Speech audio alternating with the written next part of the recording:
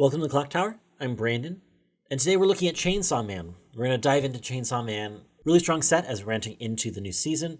Let's jump right in and looking at some of the staple cards, probably across most of these decks as you go through. Some of these staple cards looking at, like for example, this first Salvage Brainstorm. Not only is it Salvage Brainstorm, there's also the ability to be able to pay one, search for a level 2 or higher card, and then add it to hand. When you do that, the cost of this also sends it to memory. So a way essentially you're turning a Brainstorm and into a drop salvage to later replace it in that spot. So it has good utility early, and you're able to then send it away, compress your deck slightly to be able to get a specific piece you need. So it's kind of like a delayed drop search in addition to that. Great card.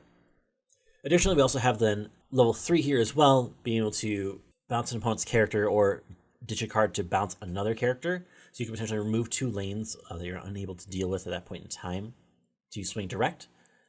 It also has an alarm as well, so it's in the top card of your clock. At the beginning of climax phase, you can ditch a card to level down one of your opponent's characters, so that way you can face off against something smaller, remove cards from field. This just has removal tech written all over it, and you're able to use that whether both on field or even in clock itself. We also then run the Rico. This is our discarded card, and then salvage a character equal to the level of the top card. Then salvage a character equal to the top card of the deck, level or lower. So if you reveal a 3, you can salvage a 3. If you reveal a 0 or a climax, you salvage a level 0. This is pretty good hand fixing as well as being able to potentially get cards you want into hand. Or ditch climax ditch. This card is useful across all boards. We also have the Ricky as well, the pay 1 clock cell from waiting room to then search up for a level 1 character from your deck. This also has an alarm ability. So if it's the top card of your clock, being in climax phase, you can give a character on attack, look at the top 2 cards of your deck, choose a card to put back on top and send the other to waiting room so you can effectively choose your own trigger. All useful cards, and for the most part, multiple effects on them to be able to kind of compress the slots in your deck. So you don't have to spend multiple cards to get these multiple effects in play, but you are able to compress all of them into single cards to fill up more spaces in your deck so you have a little bit more flexibility with it. That being said, I have 3 different ways on how to build Chainsaw Man here, but you can also spend some other ways to try to go that elsewhere as well. First up, I have the Stocksoul bar deck. This is kind of the deck that is probably going to be seen most popular, pretty strong build going into that. Look at the combos from that deck. First up, we have this level 0 combo. Triggers at the beginning of attack phase. You have your Stocksoul play, get that additional stock. You then ditch the climax from field into waiting room. And then look at the top 3 cards of your deck, choose 2 characters or the easy revenge event, and add it to hand. And then send like the 3rd remaining card to the waiting room. So if you reveal 2 climaxes, you only get 1 card to hand. But if you reveal 3 characters or 3 events, you get 2 of those, add them to hand, and ditch the other one. It also has a hand filter Brainstorm attached with it. Pay 1, mill 4, look at the top 3, add 1, and then ditch 1 from hand. So effectively hand fixing Brainstorm attached with a climax combo that allows you to be able to effectively go +2 in a single lane. You can only do this in a single lane because you have to remove the climax as part of the cost. But you can start doing that as early as 0. So you can kind of try to loop that combo as much as possible. Pairing it with bar, right? The bar being able to bounce it back into hand, so you just swap into the one you need, and you keep going. The bar top end, if the green level 0 Brainstormer is in memory, that we looked at earlier, this card gets 4K power and character card encore. It also has on-play salvage, and then has the climax combo itself, which is just an additional 1,000 power, and then the Icy Tail effect, where you mill the bottom 4 cards of your opponent's deck, and then you can deal damage in instances of 1 based off of the number of climaxes found. So if you reveal 4 climaxes, you burn 1 4 times. It's free cost, there's no additional cost of playing this card, so if you have 3 of these on field, it costs 6 stock to play it down, and that's it. That's all you need. This is fine. We saw this same kind of profile in Dal, C-Play. This is fine. However, what makes this good is this easy revenge event. There is a whole package around this easy revenge event, and we're basically running all of it to try to maximize this event and all of the synergy that comes with it. So the event itself, send the top 2 cards of your deck to waiting room, and then salvage equal to the level of those 2 cards combined. So the cigarettes effect. It also then sends this card to memory. When this card is in memory, our level 3 combo, when it attacks, we get to look at the bottom card of the deck and either keep it on bottom or put it in the waiting room. So effectively, if we have, say, 4 copies of the event in memory, we can look at the bottom of our opponent's deck 4 times before triggering the Icy Tail effect. This allows us to at least try to help guarantee that we're going to stick at least 1 on that Icy Tail. So if we're helping to try to help guarantee at least 1, maybe 2, we're trying to help stack up the number of instances of damage that we're going to deal with this effect. So it's effectively turning our Icy Tail into much more than just 4, but it does only check 4, so we can only get up to a maximum of 4 instances of 1 on this card. But the fact that it can do both of those things is actually really important because it also pairs in with a bunch of different other cards as well. In addition to this event, I think there's actually roughly a 3-card package here that actually works really, really well together. At 0, we have the 0 that allows us to give 500 global. When we have our 2-1 on stage, if we play this level 0, we marker it underneath the 2-1, and when we do, we can search our deck for a character. So effectively, it's a free drop search, but we have to drop this specific card onto stage to then search for the card we want. When this becomes a marker under our assist, things happen and things change, and it becomes this card, and the assist becomes so much more important. The 2-1 assists gives level 3's additional 2,000 power, but with the marker in play, all of a sudden, at the beginning of clock phase or attack phase, if the marker is in play, we can look it up to 3 cards from the top of deck and then put them back in that same order. So effectively, we can determine what cards are on top of the deck at the beginning of main phase, so we can interact with our deck as necessary there, knowing what's going to be there. It's kind of allowing us to be able to choose whether or not we want to clock, or because we know what cards we're going to be able to clock into. Choosing as well what kind of effects might happen that way. For example, if we see climaxes on top, we know that our brainstorm's going to hit, kind of idea. So it allows us that information right away at the beginning of clock phase and attack phase. So we know our triggers for our 3 attacks. So we also know what kind of order we want to do our attacks in. We get so much information with this back row assist just off that alone that is like worth including in the deck. But in addition to that, even because we can't be done yet, it also has climax support. That whenever you trigger a climax, you can discard a climax from hand to heal. So playing bar, when you trigger bar, the card bounces to hand. You can then turn around and ditch the bar that you just drew into hand from it to heal. That's pretty impressive, right? Because all of a sudden now we have potential to heal multiple times a turn, both during main phase and then during the attack phase as well, to be able to heal all at once. To pair with that card, we have our early play. Our early play comes in if we have 2 of the event in memory. So we can basically guarantee our condition. And no matter what our deck state looks like, we can play this card. No matter what our board state looks like, we can play this card. On play heal. And then it gets 1,500 power during the turn, so it sits at 10-5 by itself. Back row is now 12-5 offensively. Defensively sits at 11 with the back row. In addition to that, it has the ability to, when it reverses its opponent, if there's a card in memory, which there needs to be to get this on field early, you reveal the top card of your deck, and if it's level 1 or higher, you send it to stock. So we can look at our deck. We can look and see what our triggers are to know whether or not we have a level 1 or higher card in our triggers. So we know the timing of this card on whether and where to swing in timing to be able to use this card to then get additional stock for it. Notably, this card can trigger both on your turn and your opponent's turn, because it just requires the opponent to be reversed. So if they crash into your board, you could potentially get additional stock. With that in mind, it can essentially refund itself upon getting 2 reverses. So you have effectively healed, got a 2 soul body on field, for effectively free if it is able to get 2 reverses. Notably, that the stock is also, because it's level 1 or higher, it's clean, right? It's not going to be a climax in there. You can't put climaxes into your stock, so you can't bury them that way. This is exactly what you want out of a level 3 card, and makes this package here, I think, function between all 3 cards. All 3 cards here, I think, have a lot of really useful abilities that all of a sudden together become a very strong package and very accessible to be able to do. And so the whole point of this deck is to get this event into memory. There are bonders here for this event as well, and we're going to look at that kind of the list overall. those overall being a little higher zero count. You're also running a couple of recos in your cigarettes events, so you're more likely to hit zeros anyway with more zeros. These zeros are actually pretty useful to get the pieces you need, because that's going to be the key part, right? If you have utility zeros, that's what you need to make things happen. Because of the cigarettes event, you have so much selection in the waiting room.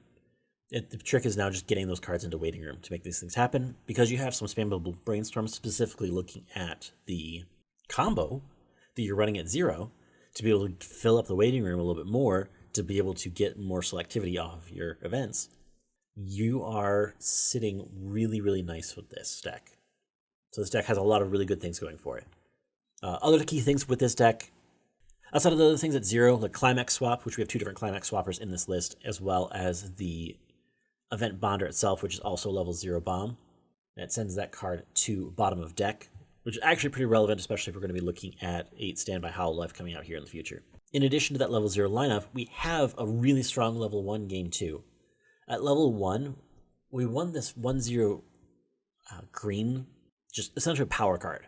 Like this level 1 is all about board and holding board. By itself, it's 6k. It has the downside of you can't play events or backups when this card is in play, which is significant here because we do run the level 1 event. So basically we want to get our level 1 events into memory first before playing down these level 1 cards. So timing on how we play the turn matters here. But with this level 1 in play, every additional copy of itself on stage gains an additional 2,000 power. So if we have 3 of these on stage across the front row, all of a sudden we're sitting at a 1/0 10k at level 1, both offensively and defensively. If we have the back row assist there to give our global 5, 10-5 at 1, which is a lot. But the fact you can play it down for free and not have to pay any additional stock to make that happen is really impressive. So that way you can kind of put this in the front row. This is your front row line. You're able to win board this way, both offensively and defensively, most likely. And then you just play the Stocksoul. Stocksoul doesn't push any power, and it's gone off field before it happens, but you push Soul, and you're able to push additional stock and plus to hand from the back row. So if you're able to do all those things from the back row and then play this on the front, this is what carries you into level 2, which you then turn around with the event package, assuming the event's already been put into memory, and you just kind of spam heal, playing down the early play, build up the stock that way, as well as whenever you trigger, you heal. So you can kind of just, between those two, try to stay at 2 as long as possible. And then when you do actually get to 3, you play down the Icy Tail, and effectively try to guarantee the Icy Tail to make sure you stick the damage. It's a pretty solid combination for this deck. Really well done. It has a lot of things that can deal with a lot of things going on in the current environment, as well as present things that are hard to deal with cards that are currently in play. With that in mind, I also have 8 choice build here as well. This 8 choice build allows us to be able to effectively play a little different game. There are other combos that you can run in the set too. For my 8 choice build here, I have the power top end and the power level 1. Look at the power combos. The level 1 combo has a downside of it can't side attack. But it does get 1,000 power for every other, so it sits at 6-5 defensively, 7-5 on attack with Climax. The Climax combo itself is that on attack Magro, the look at 4, choose 1, add to hand, and if it's attacking level 2, it gets an additional 6k power. It's effectively a level 2 killer combo because you're sitting at 13-5 on attack against a level 2. That's going to step over Mirren. It steps over Alice, if Alice still existed. All of a sudden, this combo is able to then take that threshold of power on that kind of against level 2s, and it has a decent power against level 1s as well. So against everything other than Chainsaw Man itself in that first deck, this actually can step over really well and really effectively. This is I think it's a really strong level 1 combo, and especially paired with choice, works out really well. You get that selectivity, you get that mill, you also get the ability to take out level 2s, which is actually relatively important in the current metagame. Looking at level 3 is actually really interesting because the combo itself, which is all the card is, it's vanilla otherwise, is a pay 3, you clock yourself from hand and then ditch the CX on play. So you can only do this in a single lane, but when you do all of those things, you can put 3 cards from your opponent's waiting room on top of their deck and then burn 4. So as long as the 4th card is not a Climax, you can use this to effectively stick 4 damage pretty well guaranteed before you even swing with the card. Notably, you do ditch the Climax, so you lose the Soul, so you're only swinging with 2 in this lane. For the actual swing itself, when you do the combo, you don't get the additional plus Soul from the Climax, which is probably fine, because you just stuck 4, plus a 2 from this one would be 6, and if you got a 1 from something else, that kills from 3/0. So I think that's actually a really interesting combo to try to I best try to guarantee the combo damage here. There is a level 1 that pairs with this card. There is a 1/1 that pairs with this card. This power allows you to be able to effectively, when you rest it, you marker a card, and when you do, you get to look at the top card of your opponent's deck and place it on top or bottom. So you can look and see whether or not that's a character or a climax. Effectively, you can look and see and make sure it's not a climax. So when you do the actual swing here at the end, you swing here first with this power, and you guarantee 4. It's 4 damage they cannot do anything about. Because the attack happens first, there is no interaction that the opponent can do to be able to negate this if it is not currently already on the board. So the ability to just guarantee 4, I think, is really strong, because then all of a sudden you just need to stick 3. I think it's actually really strong. I just think it's a really strong effect. Do you sacrifice a lot to make that happen? Yeah, absolutely you do. But I think you have ways to be able to go around it. So it's looking at the deck, looking at the top end, what do you go around with it? How do you make that work? I think you actually run that bouncer and pair that bouncer with the Chainsaw Man off finisher here. That allows you to ditch 3 cards when you direct attack, to choose 2 cards in your waiting room, and then put them on top of the deck. So effectively, because the climax is out of play at this point, right, you're swinging for 3, putting 2 on top, not including triggers. It is 8 choice, so there are quite a few triggers in the deck, but by that time, most of the triggers, I think, are either in play. There's a lot of triggers in the deck still, so you might be swinging for 4, but being able to essentially try to put more cards on top, so if you can just get that additional space in the top cards of their deck, you can effectively close out the game, I think is a really strong effect and a really strong ability. So that kind of is the top end. It's putting cards on top of their deck and then hoping the next card down is good. So the Chainsaw Man doesn't deal additional damage, it just trying to help buffer the swing that's going to do. So it doesn't try to deal an additional burn, or doesn't try to help deal an additional instance of damage, but rather trying to guarantee the instance of damage you're going to swing with stick. Realistically, that's also what makes this something really interesting too, is because if you run that bouncer and guarantee the 2 lanes to be empty, all of a sudden you have all of these different opportunities in front of you to be able to do things, and your opponent really can't interact with them in any way. That being said, the deck includes a lot of different things as well, because the early play healer, which can also salvage characters. It has the back row Brainstorm that also heals on play. You have the memory kick backup to be able to clean out a certain lane, so it's direct lane available, ready to go. I also run the mill backup as well here in this deck to be able to potentially get additional cards into waiting room if needed. We have quite a variety of uses here throughout this deck, and a couple different things that happen here. We run the choice support triggers, so if you trigger choice, you can...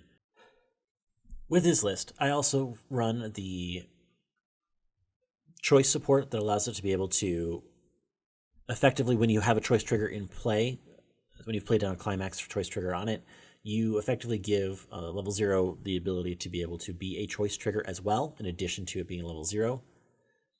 This allows us to be able to effectively potentially get more stock or get more resources to hand, giving that potential to build up additional resources so we can have a little bit bigger end game here. Because it does require a lot of resources at the top, but if we have additional choice triggers that we don't need to pay out, that allows us the opportunity to potentially build up that additional resource 1 extra instance at a time. Outside of that, we have a pretty well standard lineup for this. I do run this level 0 coin flip that allows us to be able to get additional cards into waiting room, and if you just mill 3 characters, it bounces back to hand. There's no events in this list, so that makes sense to run in this list. So it's a coin flip that's likely to hit here as long as we don't hit a climax. It puts more cards into waiting room, so we're more likely to trigger soul. It's more likely to put cards in. It puts cards into waiting room, so when we trigger a climax, we're also more likely to be able to get that soul trigger icon out of waiting room. It helps with deck speed as well. So we're able to mill through our deck pretty efficiently and effectively with the coin flip in play. Outside that, we have some other just pretty standard utility zeros to be able to make these things happen. And that kind of rounds out the 8 choice list. Looking at the standby list that I have here, looking at the combos, At level 0, we have this level 0 combo that allows us to be able to, on CX play, as long as we have 2 or more other characters, we can choose the Negsoul event, both either in deck or in waiting room, and add that to hand. It also has the ability to sacrifice a different character on stage and send it to waiting room to brainstorm. And it is a look at 3, add 1 brainstorm. But going into our top end, also on standby, is really interesting because we can bring this on as early as 2, and then you have the effects go off at 2. So the level 3 combo in itself, notably that this card deals damage from the bottom of deck. With Climax combo, you send the Climax to waiting room and pay 1. If you do, and it happens at the beginning of attack phase, you stand this card. So basically you can stand by this card out at 2 with the Climax. You pay 1, send that away to be able to choose the level 3 here in hand and place it on stage. And then give both of these characters on reverse, send opponent's character to bottom deck. Notably, this level 3 that spawns on the stage with that also has the ability to deal damage to the bottom of deck. It boosts the field with power, so 1500 power full field. It also has the ability to pay 1, pitch 1 during your turn, that when it gets a reverse, to deal 1 damage. So we're dealing damage from the bottom of deck. They both put their on reverse target in the bottom of deck, so more likely to stick, right? Because it's putting that additional buffer in there of potentially extra damage in there. And then it burns 1. It burns the damage that you just put under the deck, because the damage is dealt from the bottom, right? So on reverse burn 1, you're burning the character you just reversed into clock, guaranteeing the damage. So effectively, this has a guaranteed 1 when you do this at 2. You have a guaranteed 1, both on reverse, more likely to get that damage to stick across your lanes. And power pumps to stay big cross turn, right? It does give it to all other, so it itself doesn't get the power, but all of a sudden your combo itself becomes 12k, not including any additional pieces in play. So more copies of